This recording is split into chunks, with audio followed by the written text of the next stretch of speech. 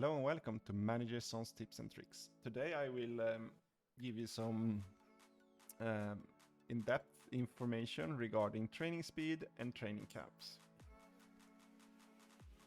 Let's start off with the basics. The basic is that we have 91 days in a season.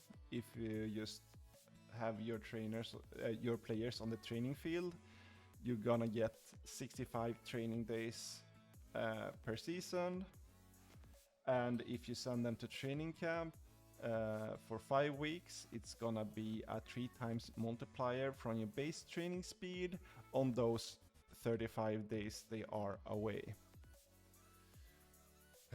That's the basics, and how to use the basics, then we need to go to understand what we're seeing here. When I look at this, I see this have 6 green dots in the circle. I read this as it takes 15 training days to get an attribute skill. And if it's 5, I count that as 20 days to get an attribute skills. And if it's 4, it's take around 25 to 30 days to get an attribute skills.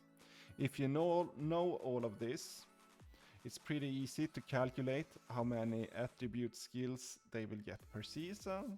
You can also multiply it by 2 to get how they can look in like 2 or 3 seasons if you want to.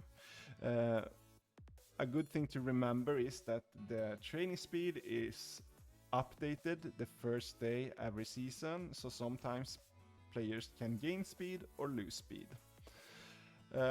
So when I do multiple years, if I say the first year this player is gonna take 8 attributes, then I try to calculate with 7 the second year, and then 6 attributes the next years, because the training speed is always declining overall for your players the older they get. So for doing good calculations on your players for the future, it's important to not overestimate their training speed. With this said, it's also important to understand the difference from like the actual training speed and the base training speed. What you can see here, everybody of my players has a trainer. That's their actual training speed. But if you look here we can see the base training speed of a player when you don't have a trainer. So this player would train pretty slow, even if I send it to a training camp, because he has so slow training speed. And this is super important to know, because sometimes when you send it to training camp, you can actually lose training speed on sending it to a training camp. I will show you it here.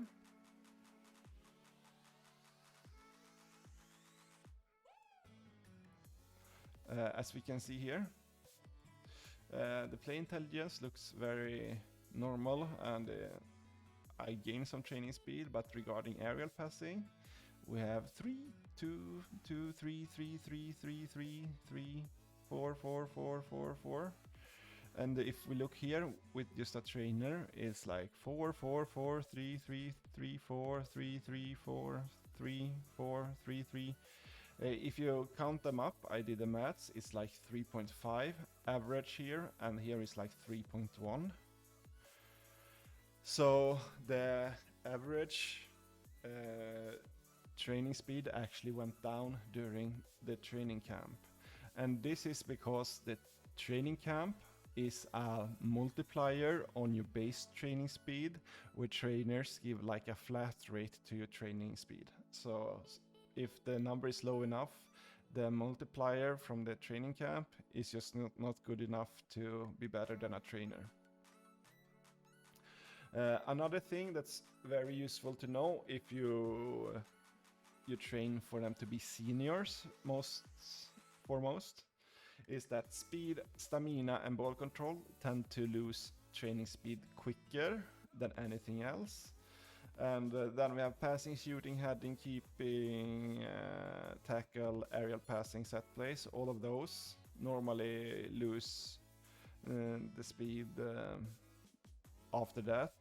And play intelligence tend to be like faster and faster until they are like 25, 26. I think the peak time for them to train play intelligence is.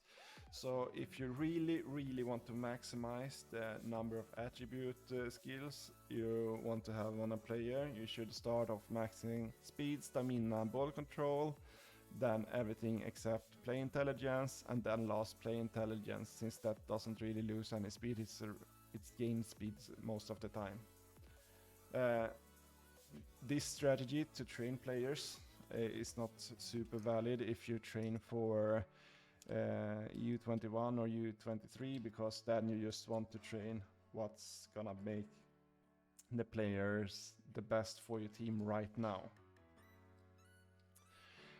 Hopefully this showed you some things that you didn't know regarding the training speed, and overall, the faster a player train, the more gain he gets from a training camp. So everyone that's not have like stupid maxings that are too bad, and they have a six here on the training speed, I would say just send them to training camp. It's worth your while. If it's 5, if they are really good, it's worth it. If they are like mid players, it's maybe better to just sell them and let somebody else do it. And if they train with 4 speed, yeah, then I would, unless they are already close to be like completed or have really high potential, I would just try to train them with trainers, because the gain from training camps is pretty bad. Okay, that was all I had for today, and hope you see you in your next episode. Bye.